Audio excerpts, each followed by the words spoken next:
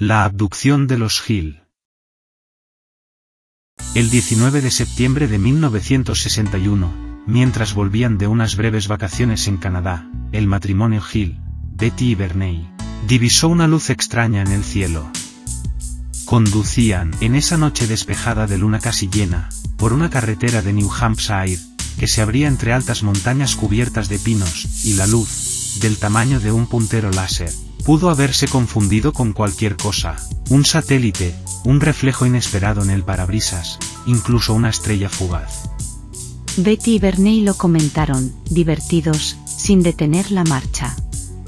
Como estrella fugaz era muy rara, en vez de descender sobre las montañas, ascendía. En algún momento pareció quedarse quieta, y después comenzó a moverse junto al auto. Los Hill redujeron la velocidad del coche para ver mejor. Delcy, su perra, comenzó a ponerse nerviosa y a ladrar. Por unos kilómetros, sin embargo, nada sucedió. El matrimonio pasó por Whitfield y por la aldea de Twin Mountain, y durante todo el trayecto la luz continuó siguiéndolos, imperturbable, con movimientos que parecían aleatorios y precisos a la vez.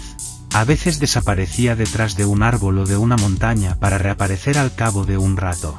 Betty, que era una aficionada a los libros de ovnis, estaba asustada, pero Bernie sostenía que era un avión comercial viajando rumbo a Canadá. ¿Qué clase de avión hace eso?, preguntó Betty. Oyeron un bip, bip, y se durmieron con el auto en marcha. Cuando despertaron, no recordaban nada, pero habían hecho 50 kilómetros.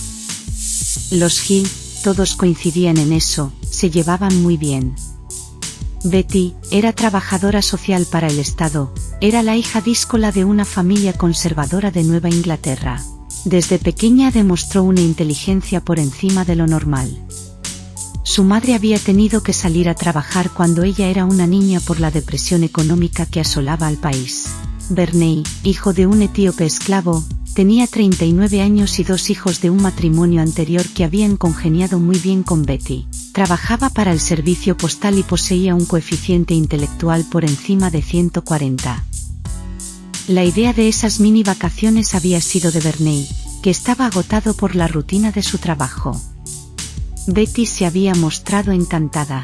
Como el presupuesto familiar no les permitía unas vacaciones con traslados en avión, decidieron viajar en coche, comiendo bocadillos para no tener que detenerse en los paradores de la carretera.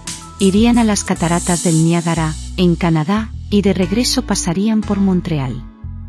Esa noche, ya de vuelta, habían cruzado la frontera unas horas antes. Calculaban llegar a su casa entre las 2 y las 3. Pero entonces la luz comenzó a seguirlos. La perra gemía. Bernie hablaba en voz baja. Betty tenía ganas de llorar. De pronto, el objeto los adelantó y comenzó a acercárseles. Era enorme. Betty abrió la guantera del auto y sacó unos binoculares que se había llevado al viaje. Vio que el disco tenía una hilera de ventanas alrededor, y que había figuras detrás de los cristales. Estaban a 1,5 kilómetros de distancia de Indian Head, una pequeña localidad, cuando la luz, que había desaparecido 5 minutos antes, se posó directamente encima del vehículo. Su visión cubría enteramente el parabrisas. Entonces oyeron el ruido. Era algo como un bip, bip, que sonaba en la parte trasera del auto. Se miraron para comprobar si el otro también lo oía, pero entonces el mundo se volvió lento. Los párpados les pesaban mucho, y sintieron que no podían evitar que el sueño les venciera, con el auto en marcha. Al despertar, el coche seguía en movimiento y habían hecho 50 kilómetros de los que no recordaban absolutamente nada. Oyeron otra vez el ruido, bip, bip, pero ahora más espaciado, hasta que se detuvo. Fueron 2 horas enteras, diría después Betty al ejército. 2 horas que perdimos por completo. El trayecto hasta su casa fue silencioso. Ni siquiera la perra, que era muy bulliciosa, emitió ruido alguno. Entonces se ducharon y se acostaron y Bernie le hizo prometer a Betty que no diría nada, a nadie, acerca de lo ocurrido esa noche. Betty no le hizo caso, se lo contó a su hermana, que vivía a unos kilómetros y había tenido también una experiencia con platos voladores. y ella les recomendó hablar con la policía de la base aérea cercana. Lo hicieron a regañadientes, y en poco tiempo recibieron la llamada del comandante Paul Henderson, bombardero y miembro del proyecto Libro Azul, la entidad gubernamental que recogía todos los testimonios de avistamientos de ovnis en esa época. Henderson los escuchó, redactó un informe y no volvió a comunicarse con ellos.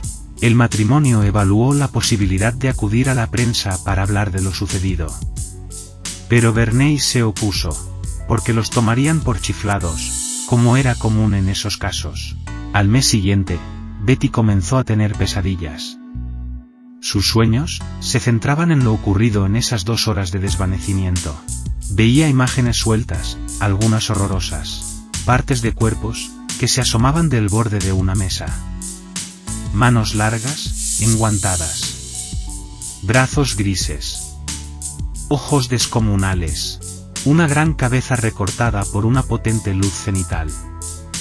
Se lo dijo a Verney. Le dijo, estuve soñando con lo que pasó esa noche. Le dijo, también, a veces veo lo que pasó esa noche. ¿Cómo que lo ves?, preguntó su esposo. A veces el sueño se confunde con la realidad, dijo Betty. Narraron bajo hipnosis y entre gritos lo que les había ocurrido en ese tiempo perdido, una abducción por seres extraños. Tiempo después fueron a ver al Dr. Simon, que era un famoso psiquiatra experto en hipnosis. Por separado, y en 3 sesiones consecutivas de las que se guarda un registro detallado, a veces entre gritos de puro horror, los Hill le narraron al Dr. Simon lo que sucedió en esas 2 horas de tiempo perdido. Habían bajado del auto, se habían encontrado con 6 seres vestidos con algo que parecía un uniforme. Eran grises, flacos, de grandes ojos negros y opacos, narices y bocas pequeñas. La descripción clásica de los extraterrestres que perdura hasta hoy. Ellos los llevaron al interior de la nave, donde fueron atados a camillas y sometidos a toda clase de experimentos. Los desnudaron, los fotografiaron, les contaron los huesos de la columna vertebral, les extrajeron muestras de piel, de cabello, de sangre, de uñas. Les introdujeron una sonda en el cuerpo. Betty les pidió una prueba física del viaje. Entonces ellos le mostraron un mapa estelar, la disposición de las estrellas en su lugar de origen. Cuando fueron devueltos al auto, Betty le preguntó a su marido si ahora sí iba a creer en los platillos voladores. No digas tonterías, respondió él.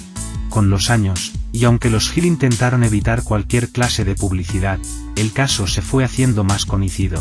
En 1965, el Boston Traveler publicó en su portada un artículo con el titular Terror OVNI, secuestraron una pareja, en el que figuraban extractos del relato de los Hill en las sesiones de hipnosis.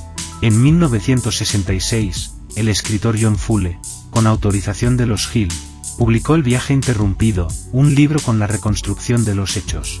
En 1968, Marjorie Fish, una maestra y astrónoma aficionada, reconstruyó gracias al testimonio de Betty el mapa estelar que los supuestos extraterrestres le habían mostrado a Betty. Después de un arduo trabajo, llegó a la conclusión de que el mapa se correspondía con el sistema binario Zeta Reticuli, por lo que el caso de los Hill comenzó a ser conocido como The Zeta Reticuli Incident. En 1990, el periodista Martin Kottmeyer concluyó en un artículo que los Hill habían sido influenciados por la serie de televisión Outer Limits, que se emitía en esa época, y cuyos extraterrestres eran muy parecidos a los que describieron Betty y Verney. Verney murió en 1969, de una hemorragia cerebral. Betty lo sobrevivió 35 años, murió de cáncer el 17 de octubre del 2004.